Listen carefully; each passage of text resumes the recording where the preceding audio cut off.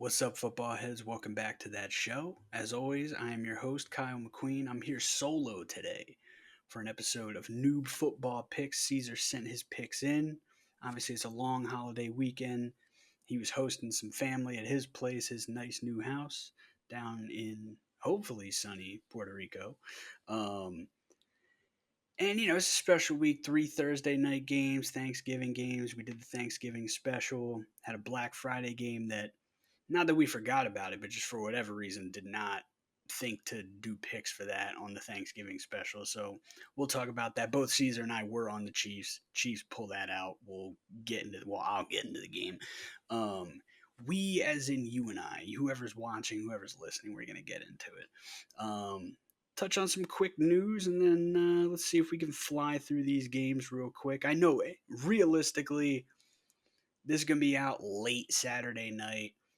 Sunday morning, people like to get their stuff done, get prepped for the games. But I don't know, maybe you're shopping for snacks, going on a beer run, you throw this on. We'll try and blow through this fairly quickly. I'm not going to bore you with the details, which means probably go about 45 because you guys know me. But Thursday night, Thanksgiving, I'm going to start with the middle game that, the joke was everyone's going to sleep through it. Cowboys, Giants. Caesar and I were both on the Cowboys. Cowboys pull it off. I will not lie. I watched exactly 0 plays from this game.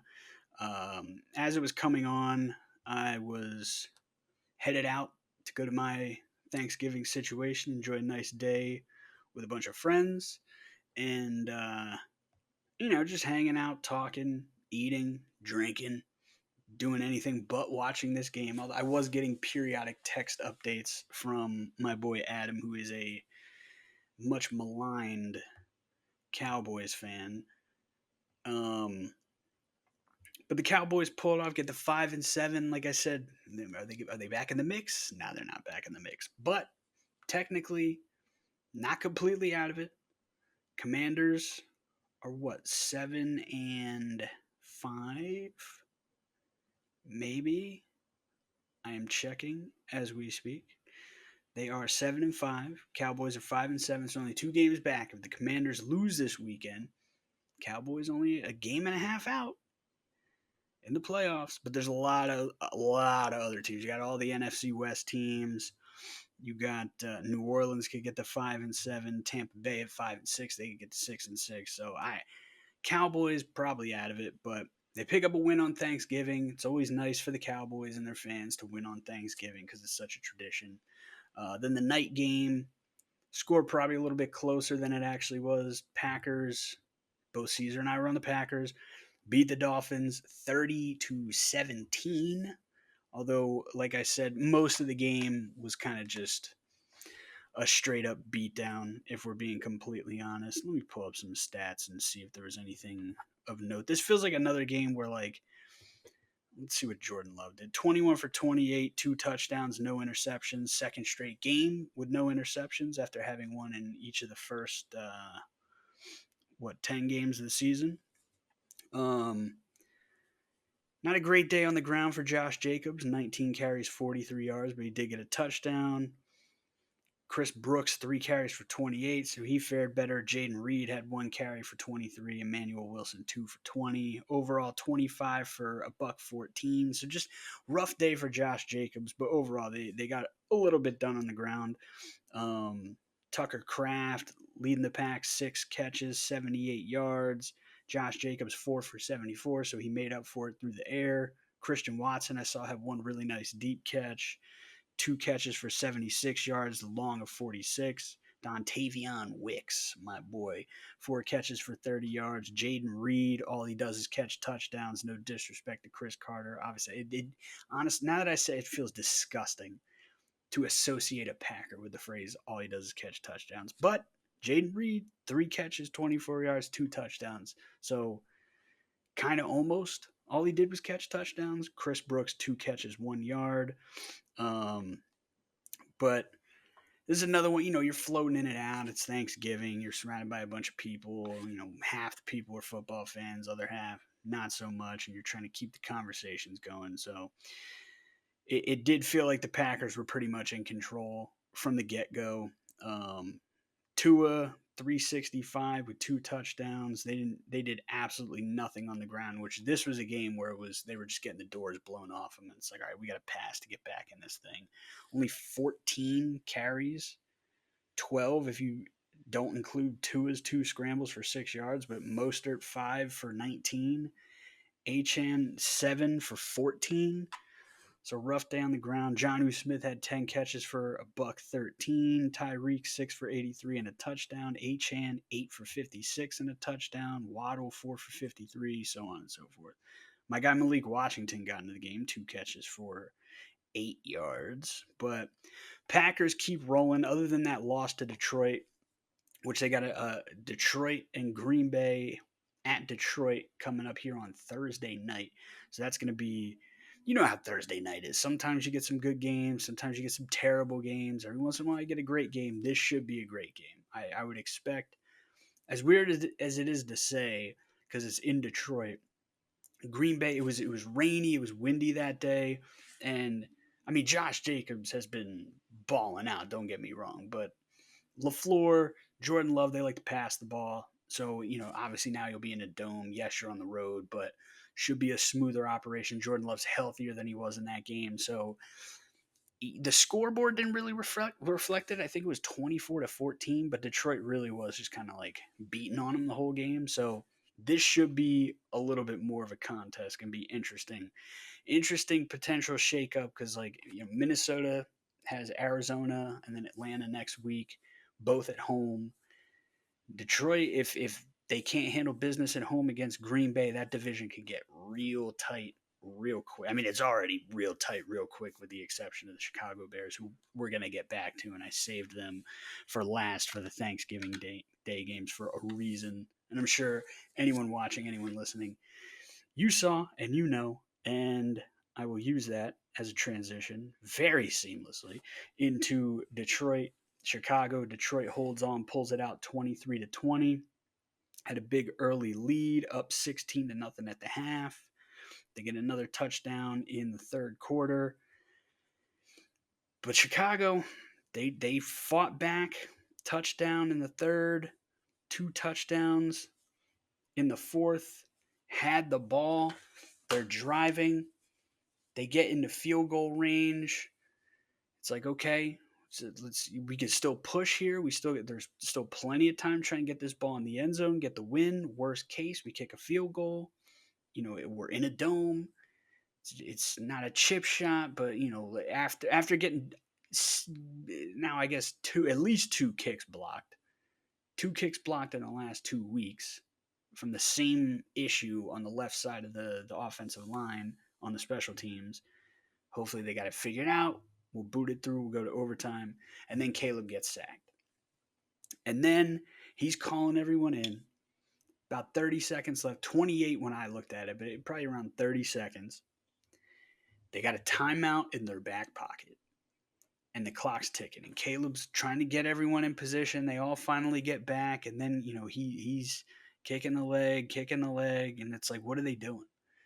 So many things wrong with this. And then Eberflus, who at this point everybody knows has been fired. The joke, I went to text Adam. Adam beat me to the punch, texted me to say, don't even let this guy on the flight. And they let him on the flight and they let him have his job for another, I don't know, 18 hours, 20 hours, something like that. And then they canned his ass on Black Friday. Normally it's Black Monday. In this case, Black Friday. Get his ass out of here. But Chicago, they're an organization. They don't like to fire people mid-season. They're an old organization. They're a classy organization. But in this case, it was like, all right, this fucking guy, get him out of here. And I don't think anybody blames him. I don't think anyone in the locker room blames him. I don't think anyone in the fan base blames him. I don't think anybody in any other fan base. I was texting with a Packers friend of mine, and it was like he was just like I was offended as a football fan. It's not even about, we're chasing Detroit in the division and we want them to lose. It was just being offended as a fan of the game of football that they allowed this to happen. You could have called the timeout. Yes, you want to keep it in your back pocket now because now you can attack the middle of the field. Get yourself back in field goal range, attack the middle of the field, call the timeout. You still got another shot then into the end zone. maybe you take a shot on the outside, get a few more yards, and make the field goal even closer. Then take the shot in the end zone, but you wanted to keep that timeout in your back pocket.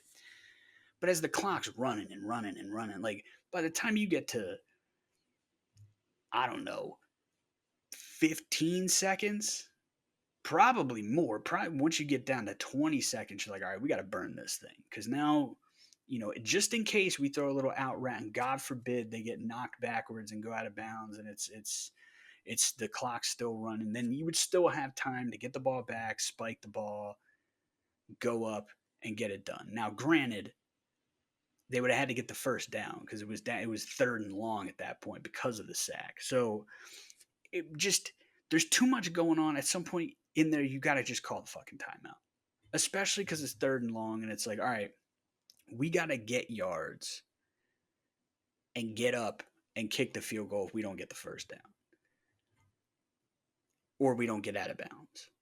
So like if we got to take something in the middle of the field, we gotta have that fire drill ready to run the kicker out there because we can't clock it because it's 4th down. We can't call the timeout because we already called it.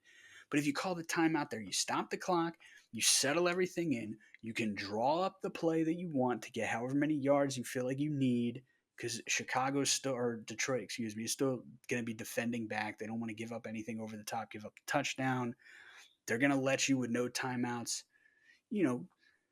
See if you can handle that process if the clock's running.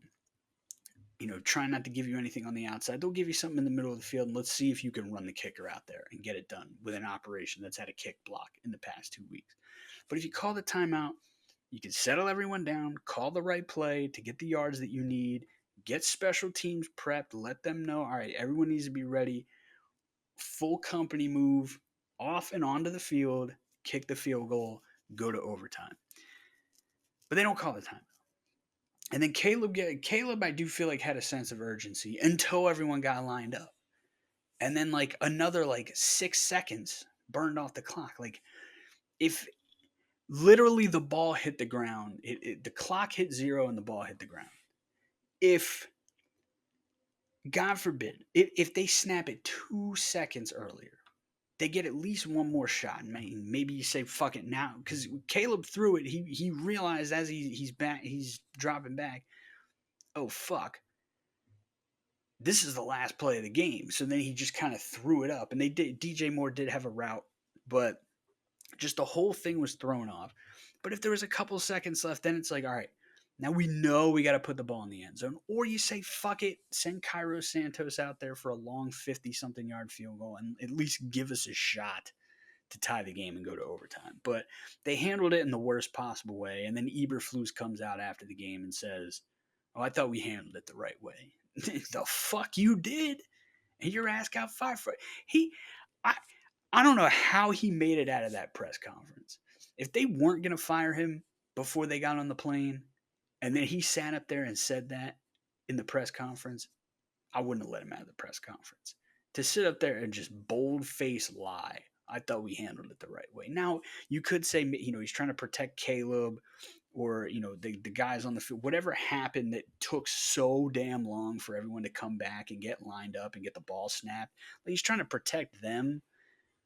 But the way it was phrased, it was just like, I thought we handled it the right way. No, we didn't. If you want to fall on the grenade, you're going to get fired. You want to fall on the grenade, say, I screwed up, I should have taken the timeout. And I think they were expecting me at a certain point to take the timeout. And it kind of threw them off. And then just fall on the grenade. Don't say we handled it the right way when everybody in America, they're cooking their Thanksgiving dinners, they're getting ready. Some people listening on the radio because they're driving to family members' houses. But everyone's tuned in. Everyone's tuned in. Everyone in this country, and I'm sure people overseas are tuned in watching and listening to this game, and they saw what happened, and they know, and you're going to sit up here and say, oh, I thought we handled it the right way. Get the fuck out of here. Just a bum. Good riddance. Really good defensive coach. I'm sure he's going to bounce back and get a defensive coordinator job or take a year off and collect the free money. But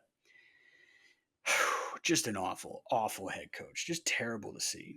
And I wrote in my notes I was gonna do a rant after this, but instead we're gonna go to Black Friday and we're gonna talk about the Chiefs and the Raiders, like I said. And to recap, I was on the Bears because, and they almost this yet again. I make a big bold prediction on Noob Football Picks, and we get within a sliver, just this close to something happening. We got the Broncos get the kick blocked.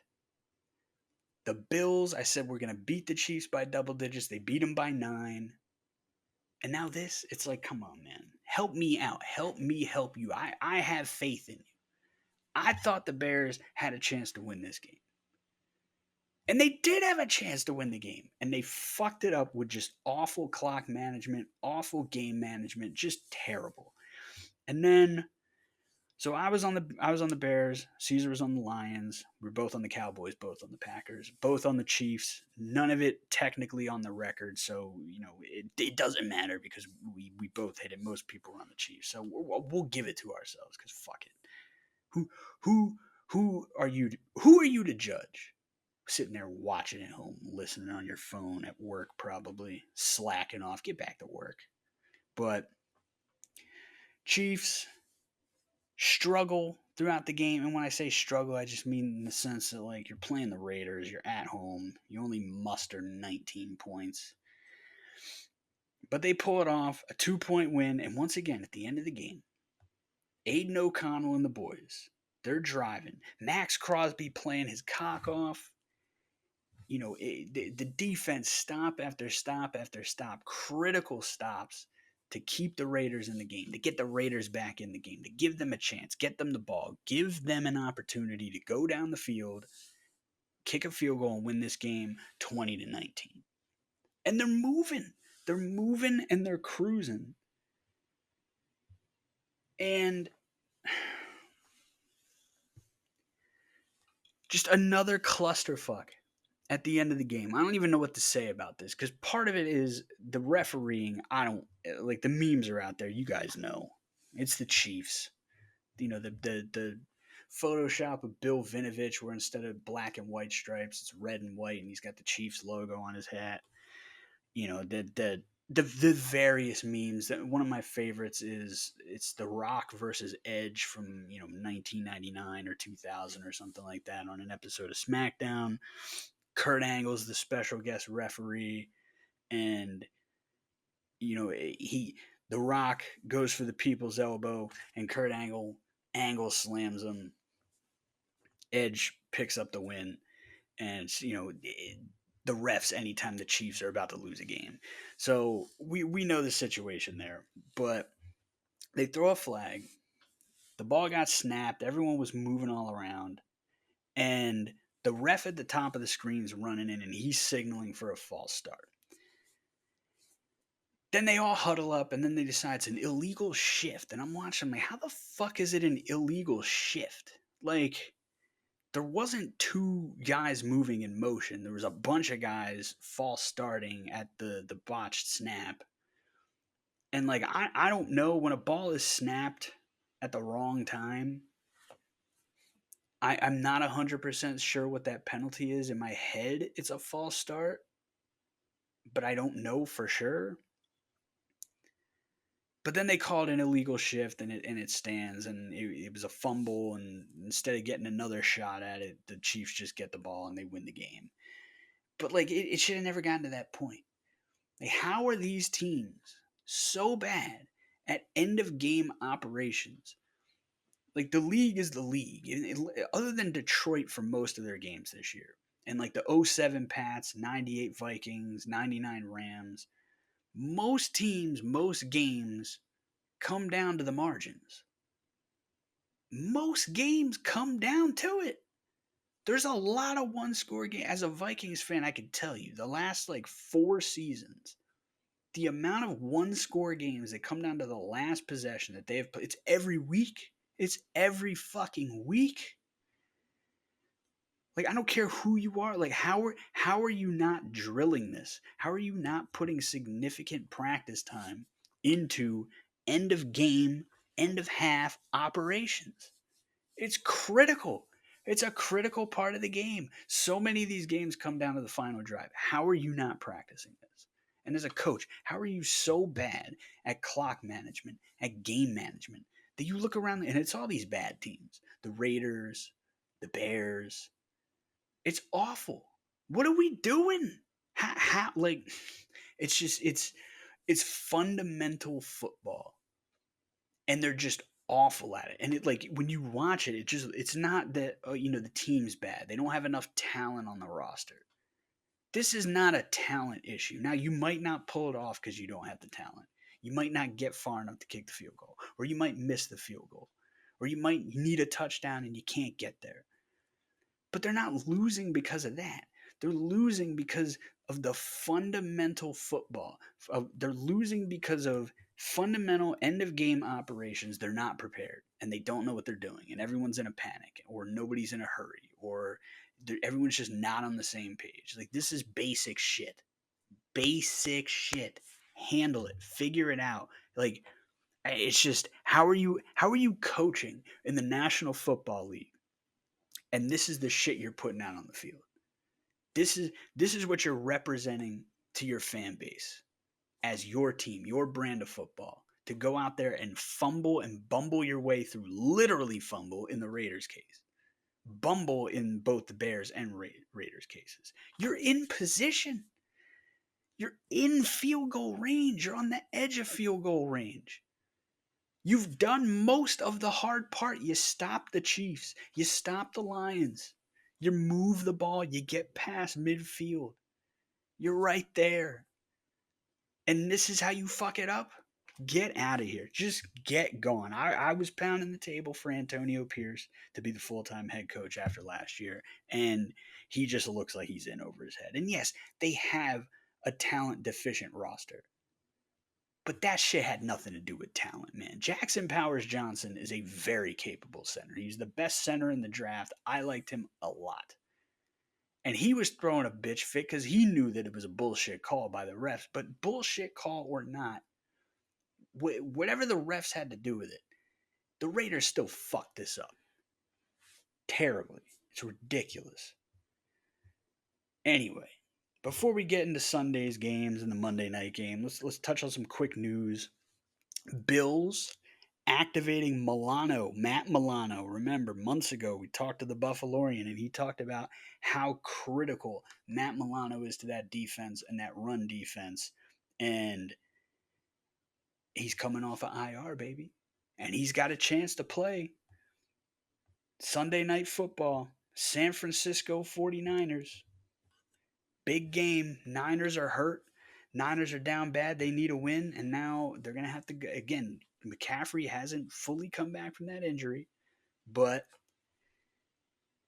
now they get Milano back on that Bills defense. So it ain't going to get any easier for McCaffrey and the 49ers in that game. So that's huge for the Bills. They get their big chess piece back on defense. The Commanders put Austin Eckler on injured reserve, and they are releasing Emmanuel Forbes Jr., former first round pick cornerback. I believe this is his second year, if I'm not mistaken. So that's rough. Another bad pick. But they got a new regime now. It looks like their draft they had this year was fantastic. So hopefully they've turned the corner. Hopefully for their sake they've turned the corner. Tyron Smith going on IR. Buccaneers linebacker Tryon Shoyinka is out versus the Panthers. The Cardinals signed Connor to a 2-year extension. He's earned it. He's been fantastic, James Conner. Chargers put J.K. Dobbins on IR after his Monday night injury. He's been running fantastic for the Chargers. Now, they do have the Gus bus, but you lose Dobbins, you lose one of that 1-2 punch. That's tough because he's been playing fantastic ball. And the Chiefs, in that win over the Raiders, have clinched a playoff spot. And in that Raiders game, Antonio Pierce stands by the call to snap the ball. And you're dumb. That was a bad decision. You guys handled it terribly. So, whatever. But let's get to the picks. Let's blow through these. I don't want to take up too much time. In the 1 o'clock window, Chargers Falcons in Atlanta. Caesar is on the Chargers, and I'm on the Chargers as well. The Chargers, tough loss on Monday night. I believe they lost 2 in a row. I could be wrong on that. No, they didn't. Hold on. Bear with me. We're going on the fly here. They have not lost 2 in a row. They almost lost to the Bengals. I don't know why I thought they lost 2 in a row. But they could use a win here.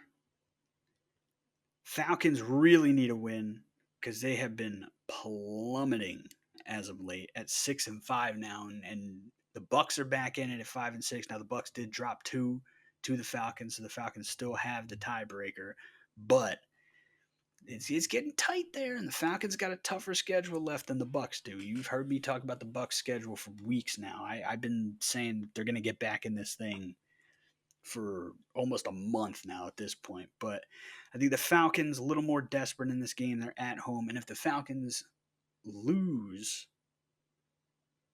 then they go into next week against Minnesota even more desperate. So that's why I'm going to pick the Chargers. The exact same reason that I picked Arizona last week, or I picked Seattle last week, is because if the Cardinals lost, they're going to be even more desperate for a win this week against Minnesota. So I am going to pick the Chargers. I don't know what to expect from the Falcons now. Like they've had no pass rush all season, so you would expect Herbert can kind of sit in the pocket and do his thing. But they're down Dobbins, but they still got the Gus bus. So how's the Chargers run game going to do? Can they manage through the passing attack the whole day? Quentin Johnston has the yips again, but Lad McConkey's still doing his thing. I think on paper, you might lean the Falcons just a little bit here for a handful of factors. Like I said, they're a little more desperate. They're at home. They're coming off the bye. But the Chargers, I trust Jim Harbaugh more. And like if you can't get a pass rush and the Chargers can't really get the run game going without Dobbins and they got to sit back and pass. If you can't get a pass rush on them, like Herbert is capable of picking you apart. And Jim Harbaugh is Jim Harbaugh. And if the Falcons lose, then they're going to be even more desperate against Minnesota next week. So that's why I'm going to pick the Chargers. Like I said, Caesar also on the Chargers. Steelers, Bengals. We're both on the Steelers here. I'm not. The Steelers could use a bounce back. As soon as we sit here and say they're 8-2, they're on top of the division. Love where the Steelers are at. They get a big win over the Ravens. Solidify that lead at the top. Then they go out and they lose to Cleveland on a Thursday night. But they get the extra couple days of rest coming off the Thursday night game. The Bengals, you know how I feel about the Bengals. I'm not going to rehash my entire 2024 rivalry with the Cincinnati Bengals. It is in Cincinnati. Cincinnati is favored by 3 points. But the Steelers defense, man, for the most part this year has been fantastic.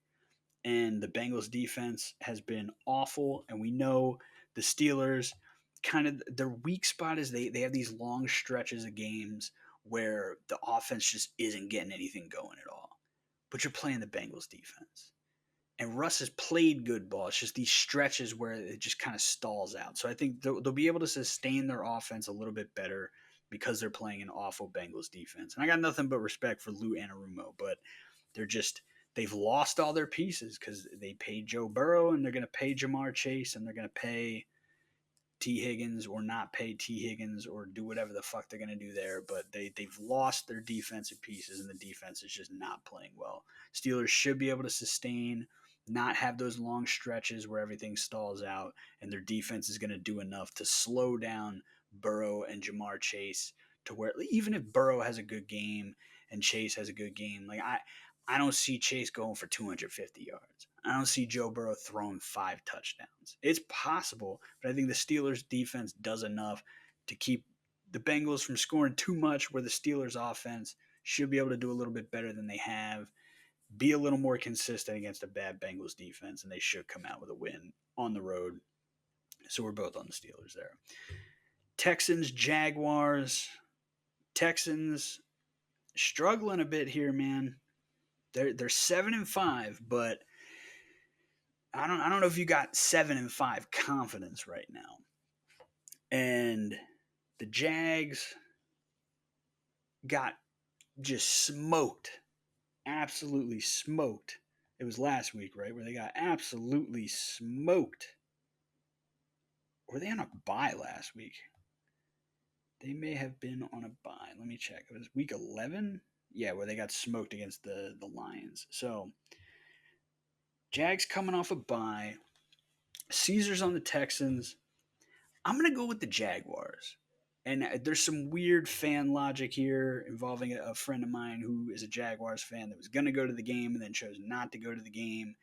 And this weird situation I'm in. I have a streak of events where I'm gonna go to this event and then I decide not to spend the money and I don't go, and then it turns out to be like an all time. Like I almost went to the Colts Vikings game in 2022, the largest comeback of all time. I had tickets in my cart and then I said, nah, I'm not gonna do it, and then I ended up missing the biggest comeback of all time. So that's part of it. It's in Jacksonville.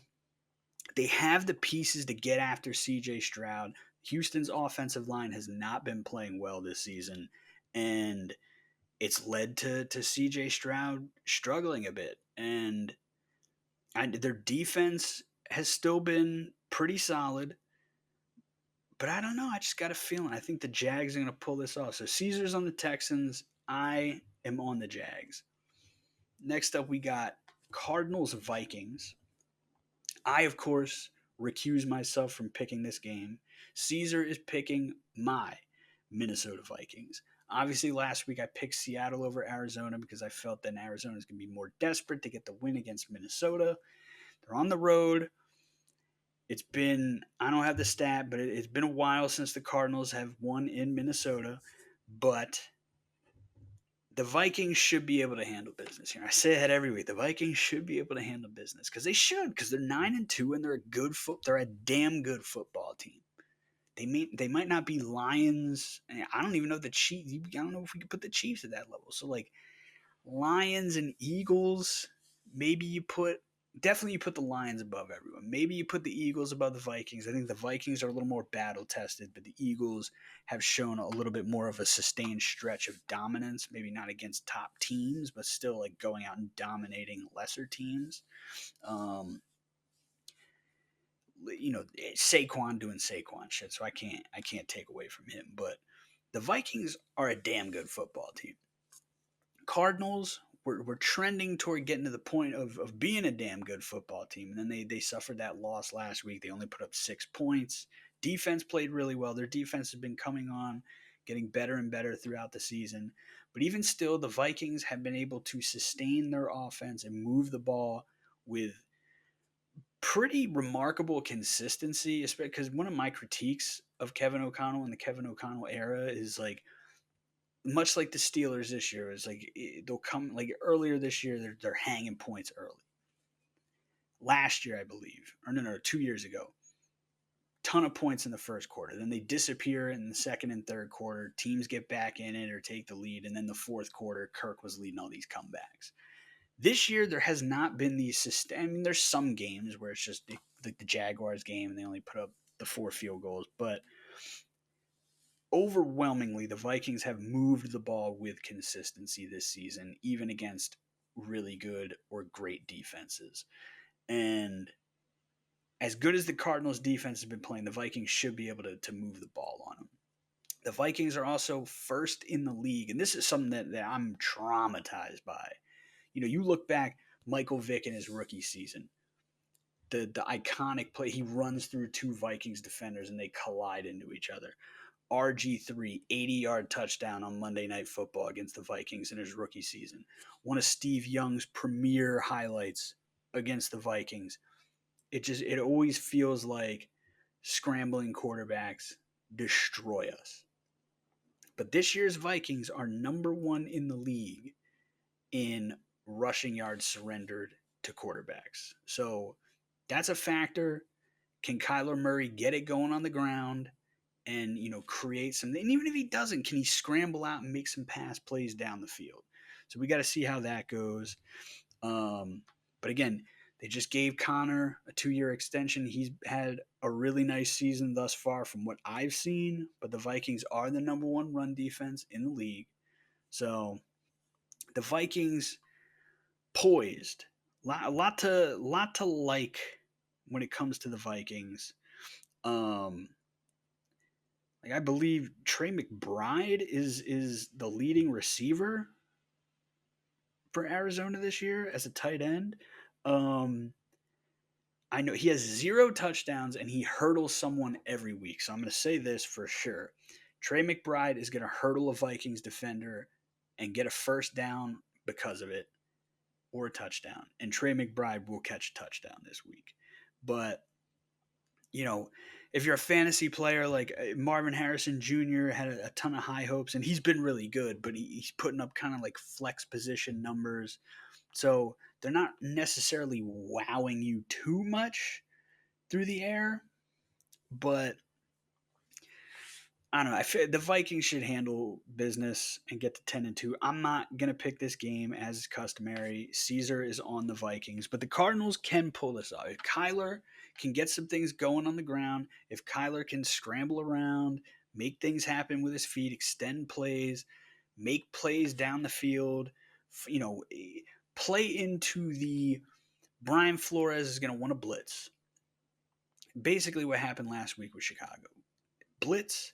Can you scramble out and make magic happen down the field when you got blitzers coming in so there's less people back in coverage? When plays get extended and guys start breaking off routes and going different directions, there's less bodies filling in the zones and you can make things happen down the field. And then can you force Flores to stop blitzing, buy yourself more time in the pocket, and then can Kyler sit back and kind of go through his progressions and pick things apart the way Caleb did in that 2-minute comeback, the 11-point comeback last week with the Bears. That I think is key for the Cardinals to pull this off. Injury wise, Darius Robinson, rookie, Jalen Thompson, and Amari DeMercado and Joey Blunt, safety, are all questionable. Cam Robinson, tackle, is questionable for the Vikings. Jay Ward, a special teams guy, is out. Josh Oliver, who's had a fantastic season, is now out. Going to miss his second game of the season, second game in a row. Johnny Munt, much maligned among Vikings fans because it was on the onside kick, the ball bounced off his foot, and that's how the Bears recovered it. But overall, I feel like he's had a pretty damn solid season, so I don't mind him being in there. But Josh Oliver was excellent before we got T.J. Hawkinson back. But Hawk looks like he's back up to speed, and now Ivan Pace Jr. on IR. So I would imagine probably gonna see more Kamu Grugier-Hill at inside linebacker, who he filled in, did a solid job. Um, Pace missed a game earlier in the year, and when Blake Cashman missed a couple games. Could just see more 3 safety looks with Josh Metellus down in the box. So we'll see. I'm not too terribly worried. But Pace, obviously, he's a starter. He's I don't want to say an impact player, but he is kind of an impact player and is very athletic. So um, could this play into Kyler Murray scrambling or not? Maybe we'll see. But again, Vikings, the strengths that they have defensively, I think, plays into neutralizing what the Cardinals want to do to kind of set up their offense moving forward. And the Vikings just been moving the ball so consistently throughout the season that even with a Cardinals defense that has just progressively gotten better and better and better, I like their chances to score more than the 16 points that Seattle scored last week. Um, Next up, Colts and Patriots. Caesar is on the Colts. I am on the Patriots. I have no faith in the Colts right now. Yeah, they're a better team than the Pats. I'm shocked Caesar didn't pick the Pats because I feel like he picks the Pats every week. They're his favorite team. But it's in New England. Colts in New England. I don't know what the forecast is. Let's see if they'll show me on here. They will not. That's disappointing. Um, oh, here we go. 39 degrees. So it's going to be cold for a dome team. Anthony Richardson, terrible completion percentage. Patriots defense is capable of playing really good ball. I think this is a game where the Pats come out, play good defense in the cold weather. Anthony Richardson maybe turns the ball over a couple times. Pats come out with the win. Then the last 1 o'clock, or no, I take that back. There's two more. Seahawks at Jets. Caesar is on the Seattle Seahawks on the road, going across country, playing at 10 a.m. their body's time. It'll be a 1 p.m. game on the East Coast. It's going to be a 1 p.m. game for the Jets and their internal body clock. But for everyone on Seattle, they're playing that game in 40-degree weather in East Rutherford, New Jersey at 10 a.m. according to their body clock. And we all know every week Caesar mentions how the Seahawks, they fuck him. Every week they fuck him. He picks them and they lose. He doesn't pick them and they win. Here he's picking them to go all the way across the country to New Jersey to take on the New York Football Jets of New Jersey, who have been bad. But again, the Jets, there's too much talent. They're 3-8. Are they a 3-9 team? I don't think so. And the NFC West is so tight. Like nobody looks like they're gonna run away with it. I think the New York Jets of New Jersey are gonna beat Seattle. There's just too many little things against Seattle. I think Seattle is capable of beating them, but I think that the Jets have more talent on the roster. They're at home. They're more used to the weather than Seattle is. They're playing, their normal time, 1 p.m. Seattle's playing at 10 a.m. for their time. I like the Jets in that game. Then we got Titans Commanders rounding out the 1 o'clock slate. Caesar is on the Commanders, and man.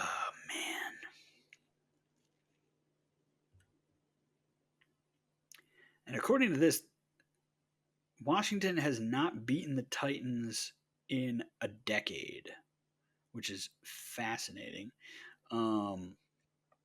Again, Austin Eckler is on IR. What about Brian Robinson? Let me see if I can get some quick information because I saw some news on him earlier in the week. Because if they don't have Brian Robinson, okay, Brian Robinson will play Austin Eckler on IR. So at least they got Brian Robinson. But again, you got the War Daddies up front. The planet-sized mutants. Tavondre Sweat, my boy. And Jeffrey Simmons. In the middle. Will Levis, he's back to giving us a meme every week. Ooh, what do I want to do? I'm going to do it. Why not? Why not? Why not? I'm not. He's keeping track of these things. I ain't keeping track of them. So we'll have another divergent pick here. I am going to pick the Tennessee Titans. No, I'm going to pick the Washington Commanders. I can't do it. I'm picking the Commanders. The Commanders, they need to bounce back. Dan Quinn is a really good coach. Jaden Daniels has not been as good lately.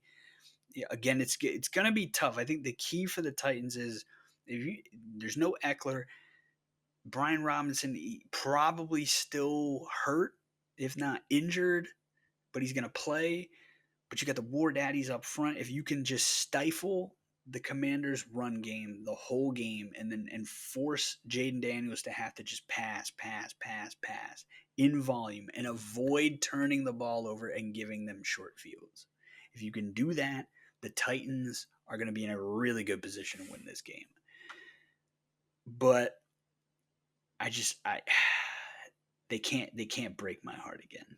They've done it too much this year, so I'm gonna pick the Commanders. But I really think there's a solid chance that the Titans are gonna win that game. I really do. All right, let's move on to the 4 o'clock slate. We got 3 games here. Bucks and Panthers. Big divisional matchup. Bucks looking to get back to 500. They got Mike Evans back. They won last week, won big last week. Panthers almost beat the Chiefs, almost kept the win streak going. They tied it late.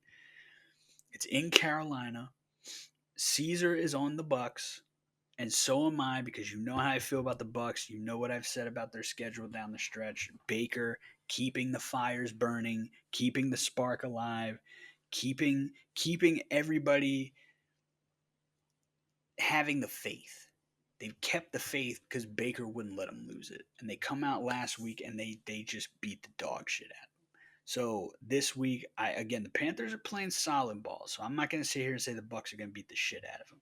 And I think the Panthers have finally put themselves in a position where you have to consider, could they win this game? And I think they could win this game. But I think the Bucks are going to pull it off. Baker's just too much. And now the spread is Bucks favored by 6 in Carolina. I might take the Panthers against the spread here, because again, they've been playing good football, but I do like the Bucks to win this game. So Caesar and I we're in agreement there. Rams and Saints. Caesar's on the Rams. I'm also going to be on the Rams because it's bad for the Vikings. The Saints were down, they were low. I believe they're coming off a bye this past week. Let me triple check. They indeed are coming off a bye. So on a 2-game win streak, coming off a bye, but the Rams need it, man. The Rams need it. They're back under 500. You know, they're still in the thick of the NFC West race. They're only a game out, but the wild card situation could start to slide away from them. You know, the Packers got a big win this week. The Vikings could win. The Commanders could win. If they don't win, the wild card starts to slip away. Now, you might see the Cardinals lose. You might see Seattle lose. So even if you do lose, you're still only a game back in the division. I would love to see the Saints get it done here on the road. Darren Rizzo, the interim head coach, special teams coach, 2-0. 2-0 as a coach. Love to see him get to 3-0. It's good for my Vikings because the Rams have that head-to-head. But I do like the Rams here. They're only favored by 2.5. It is on the road. Over under 49.5. I might take the over on that. I might throw that in the teaser. I might throw that over under in the teaser and see what that does for us. We'll see. But Eagles Ravens at Baltimore. Caesar, of course, is on his Philadelphia Eagles. And I will diverge again here. I said this weeks ago when we were looking at schedules. I picked this game. This is going to be a fun one. This should be a slobber knocker. And this is a chance for the Eagles to really show, okay, we ain't fucking around. Because they beat the Packers again. It was week 1. It was in Brazil. It was weird turf. And then they've beaten a bunch of bad teams and mid-ass teams. And then they beat the Commanders, and then promptly the Commanders have just like shut down entirely. Maybe it's the Eagles just beat them so bad. But they lost before that too. This is a chance for the Eagles to be a legitimate contending football team.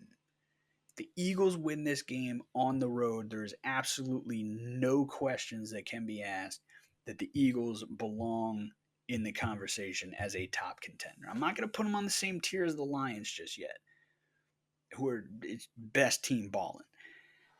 But the Eagles, if they win this game, unquestionably in that next tier below the number 1 team, where it's like they can beat anybody, and they are a legitimate top Super Bowl contender. They're contenders now, but are they top contenders? I still don't think we know for sure. They look like it.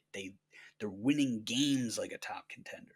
But we got to see them do it against a team like the Baltimore Ravens, especially on the road in Baltimore. But I like Baltimore here. If I had to telegraph how I think this game's going to go, I would put it this way. I think the Ravens are going to jump out. I think the Ravens are going to have a 10-point lead somewhere in the first half or like by halfway through the third quarter. And then the Ravens are going to do what they do. And the Eagles are a second-half team. I said this to Caesar last week. Eagles are a second-half team. So I think the Eagles are going to make a comeback in this game in the fourth quarter. And it's going to come down to, do the Ravens go full Ravens and the Eagles come back and handle business? Or can the Ravens shut the door, or on offense, can they go, score a key touchdown late, have a long sustaining drive where the defense can't blow it? But that's how I think the game is going to come down to the last few possessions, last couple possessions, possibly the last possession. But that's how I think it's. I think the Ravens are going to jump out on them. I think the Eagles are going to struggle a little bit in the first half, and then the Ravens are going to start ravening. Eagles are going to start putting their shit together, handling business in the second half, and it's going to get tight. But I think the Ravens are going to come out on top. Ravens favored by 3 points. That feels about right. I probably would not bet that spread. But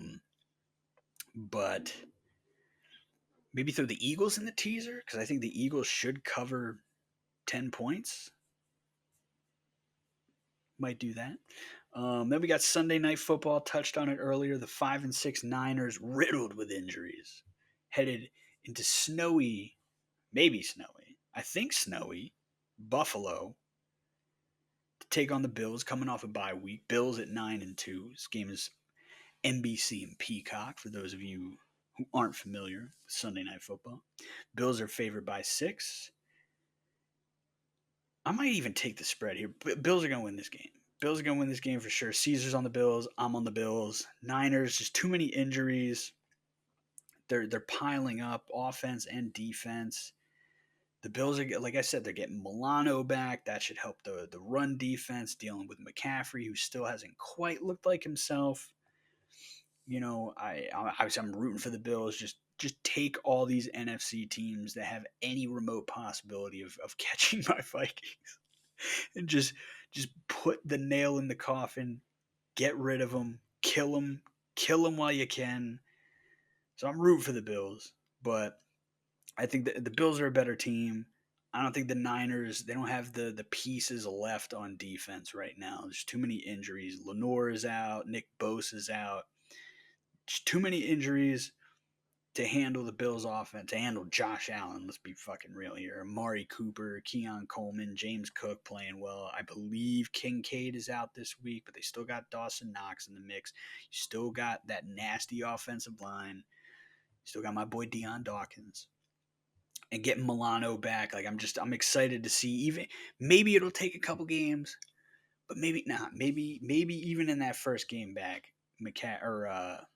Milano is going to step in and make his impact known right away. So we're both on the Bills in that game. Then we got Monday night, rounded out.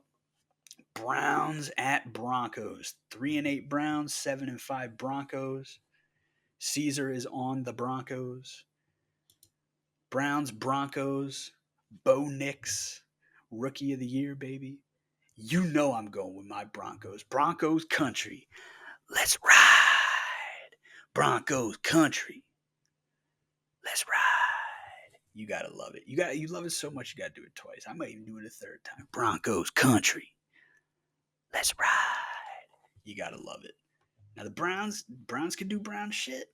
Jameis can do Jameis shit, but again, Jameis goes up, Jameis goes down. Jameis goes up. Last week beats the Steelers Thursday night in the snow globe game, and then this week Browns come down, Jameis comes down. Broncos get the win, go to 8-5, and start to solidify themselves as a very serious playoff team that people got to pay attention to. They got a very good defense. They got a Super Bowl winning head coach, much as I hate him, who has done a fantastic job with a rookie quarterback that a lot of people were poking holes in, myself included, pre-draft. And Bo Nix has looked fantastic. You got some nice, solid weapons. You got a solid running back. Nothing sexy. There's really nothing sexy about this team, but they just keep getting it done. Keep getting it done, and there's not a lot of holes in the team where it's like that's the glaring weakness. That's the thing we can exploit. Now the great teams will figure out how to manipulate and exploit this, and then use that to to create another weakness to exploit that and play that 4D chess. But a team, the 3-8 Browns, they ain't gonna be able to handle the Broncos. So Monday night, Broncos will go to 8-5. I don't know if they're going to cover this 6-point spread.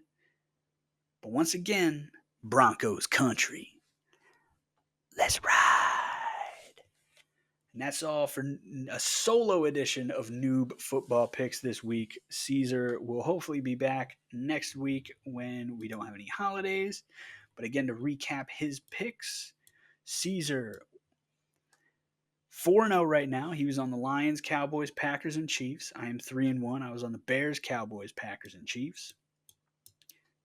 Tomorrow, Sunday, he's on the Chargers, Steelers, Texans, Vikings, Colts, Seahawks, Commanders, Buccaneers, Rams, Eagles, Bills, and Monday night he is on the Broncos. I am on the Chargers, the Steelers, the Jaguars, recusing myself from the Vikings game, the Patriots, the Jets, the Commanders, but watch out for those Titans, the Bucks, the Rams, the Ravens, the Bills, and the Broncos. Broncos country, let's ride. Thanks for tuning in. Like, subscribe. Please tell your friends. Please comment. Tell me what I'm missing about your team. What should we be talking about in regards to your favorite team that we are not talking about? Follow us on Instagram at Football Heads Show. That's with 2 S's, at Football Heads Show. On Instagram, you can follow Caesar at Noob Football Fan. And until next time, take it easy, football heads. The Bears are who we thought they were.